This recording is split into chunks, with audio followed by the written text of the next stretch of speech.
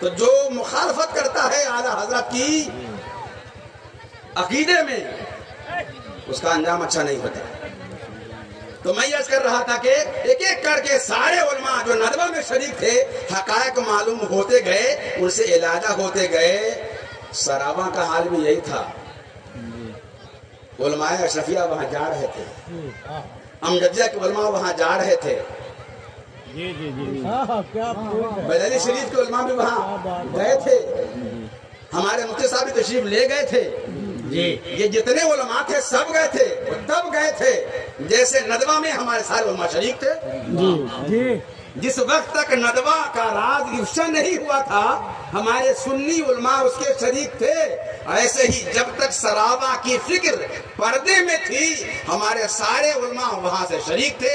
مگر جیسے جیسے پردہ اٹھتا گیا ہمارے علماء وہاں سے علیحدہ ہوتے گئے. علماء وہاں سے علیحدہ ہوتے گئے. تو ندویت سراویت ایک درجے میں ہے. شروع میں علماء یہاں بھی ساتھ تھے، شروع میں علماء سراوا کے بھی ساتھ تھے. مگر جیسے ندوہ سے علماء علیحدہ ہو گئے ویسے ہی سراوا سے بھی ہمارے سنی علماء علیحدہ ہو گئے. آپ کو سمجھ میں آیا؟ بہت عمدہ، بہت عمدہ. ندوہ وہی جو بتایا ابھی مفتی عارف صاحب نے کہ ندوہ کا مطلب صلح کلی. صلح کلی کا مطلب ہوا دیوبندی بھی ٹھیک ہے اس کے پیچھے نماز پڑھو، وہابی بھی ٹھیک ہے اس کے پیچھے نماز پڑھو، قادیانی بھی سب ٹھیک ہے. قادیانی کے بارے میں دامن مچا لیں گے، کہیں نہ کہیں دامن مچا کے نکل جائیں گے. مگر قادیانی ہی تھوڑی ہے.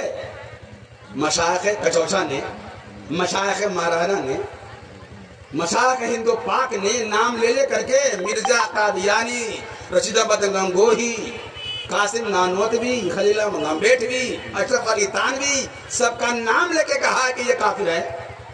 اور آگے یہ بھی کہا ہے کہ جو ان کے کافر ہونے میں شک کرے وہ بھی اسی میں سے ہے. اب آپ سمجھ جائیں کہ جو دیوبندیوں کی کفر میں وہ شک کرے وہ صلح کلی شکر، وہ تو کافر ہی ہے، وہ تو کافر ہی ہے.